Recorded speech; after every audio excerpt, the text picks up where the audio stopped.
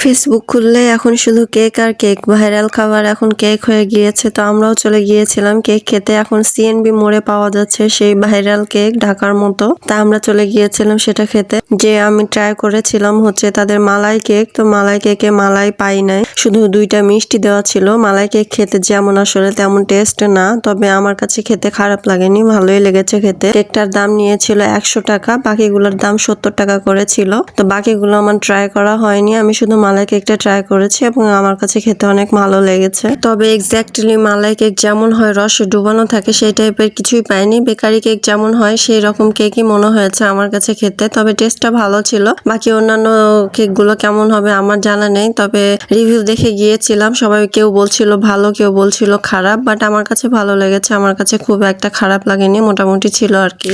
এবং মিথিলাও বলছিল কেকের টেস্ট খারাপ না ভালোই, ওর কাছে ভালো লেগেছে। তবে বাবু কোনো মতেই খেতে রাজি হয়নি, তাকে খাওয়াতে পারিনি। তবে তারা হাইজিন মেনটেন করে কেক বিক্রি করছিল, সবগুলো কেকই তাদের ঢাকা ছিল। তো নেক্সট কোনো ভিডিওতে দেখা হবে, ততক্ষণ সবাই ভালো থাকবেন। আজকের মতো বাই।